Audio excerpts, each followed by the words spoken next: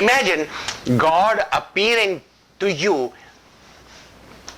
while you're awake, in your room, by yourself, and he says, I am God, I want to talk to you. What do you think is going to be your reaction? Having an illusion. Isn't it? You would not believe a word of it. Exactly. You will run shouting, ghost, ghost, ghost.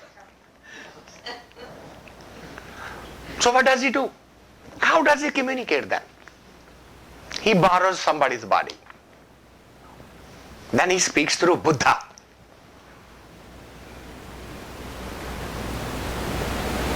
Because directly he cannot. You won't accept it. You won't listen. You won't believe.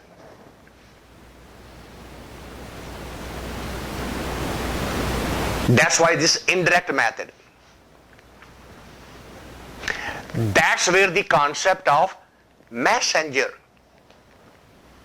which was introduced by Islam. Muhammad introduced the concept of a messenger. Not a prophet, a messenger.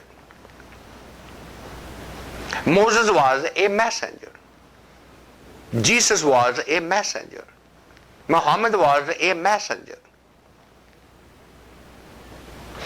It is our fallacy that we turn them into gods and start worshipping them. Not paying attention to the message, but the messenger becomes important.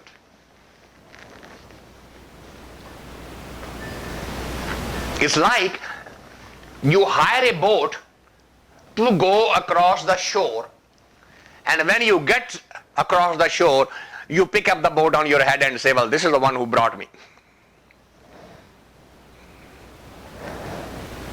Isn't it?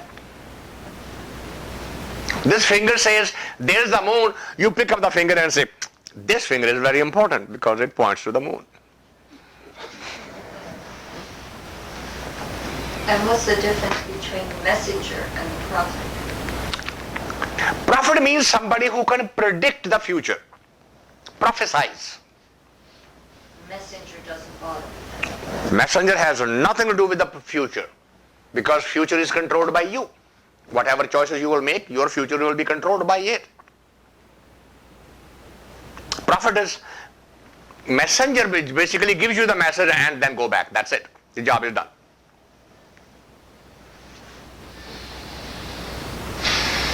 That was his whole purpose.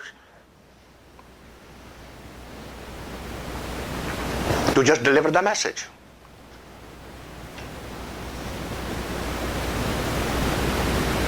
And that's a mistake that has been made across the entire history of man. The messenger becomes the important, and the message is completely forgotten. And then we cherry pick the message also.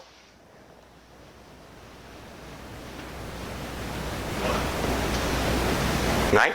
Those who want to cherry pick and say, Buddha said this, and the others say, no, he didn't know anything about God. He didn't know anything about Creator, because every time somebody asked him, he shut up. So if he knew, he would have said something. I am not going to go after him. And the other said, no, he achieved the enlightenment and he documented the process. We're going to follow the process. It's happening all over.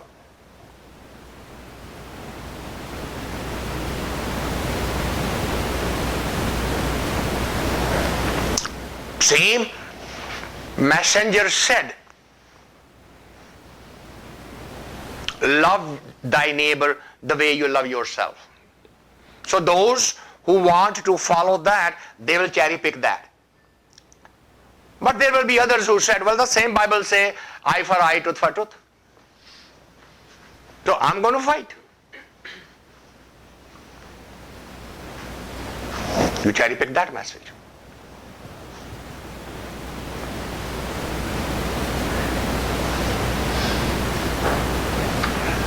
So it all It's a matter of perspective.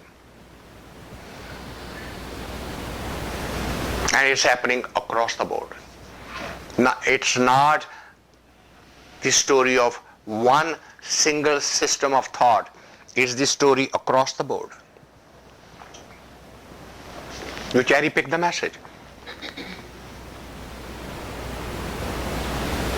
It's a very sad evolution in the consciousness of human existence. So what to do about this? Well, forget the others. Just work on the self. That's it. Start with yourself. Stop worrying about others. To start with the self is not as easy as that said. I mean, we could be not having the right method. It might be something very, we might be deceiving ourselves. So therefore we have to have someone that might be more clear or understand what the message is. We can always use each other's help. But the journey will always be your own. This idea, well, I am willing to world change, the other is not. Society is not. The world is not. My business environment is not. How can I change? They should change with me. Therein lies the fallacy.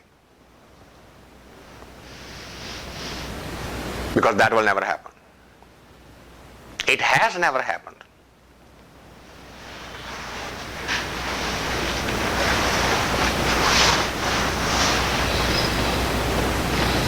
The entire history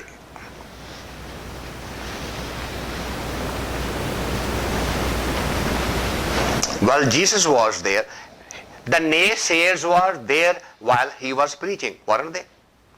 Right? Romans were fighting him back. When Moses was there, Egyptians were fighting him back. When Muhammad was there, he was literally pushed out of his own area. They would let him survive. And anybody who would sit down and listen to him, they would let him live there. They took their property, they killed them, hurt them, punished them, tortured them. That's why he left Mecca and went to Medina. That's well documented. But he made a choice. I am going to follow this. He didn't wait for others to change. He changed himself. And that's the only thing you can do. Change yourself. You can always use the help. But with the idea of not converting the other. That's the problem. We don't want to work on ourselves, we want to work on the other.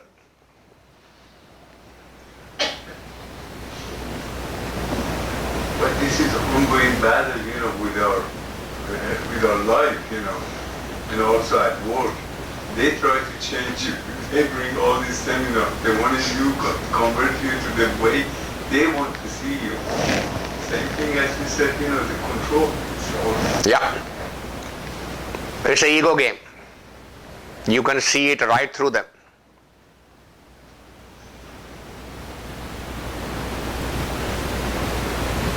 All these TV evangelists of any kind, at the end of the show they will say, my book is sitting outside. Buy it. If you buy it here, it is on promotion. If you buy from the store, the price will be different.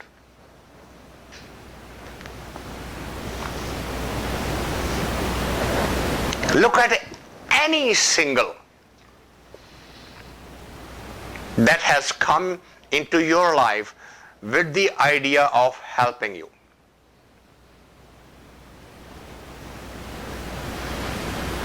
Shirley MacLaine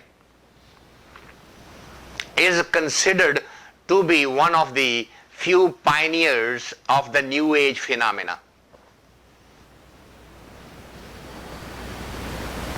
And she started writing books. And then she started selling them. Somebody asked her, "You're rich enough. You made enough money in the show business. All your life has been in show business. Your entire family is. Your brother is in the show business. Why are you selling your books? Why don't you just give them away?"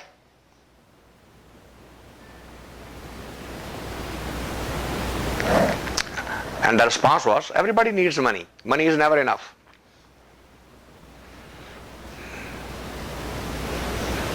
Somebody asked the same question of Oprah only recently. Her network that she started is not making enough money. She fired 30 people. They went to her. "You are a multi-billionaire. All these people have families and children. They are depending on you. Why are you firing them? You could have paid every one of them from your pocket and continued your own network." He said, "I am a chief executive officer. The network must turn the profit on its own. As a CEO, I have to make these choices to turn the network profitable."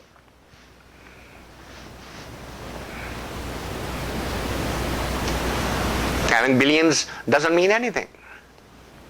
I'm working on my next billion.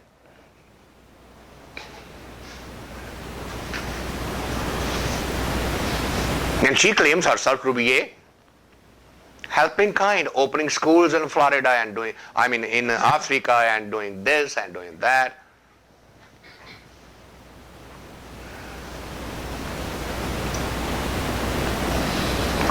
It's all a charade. It's ego at its best.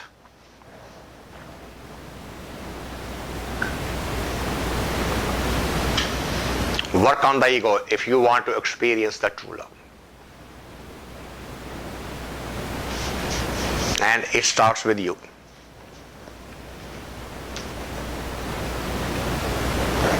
You don't need anybody else.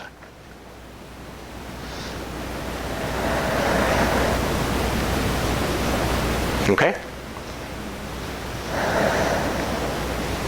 Shall we call it a night?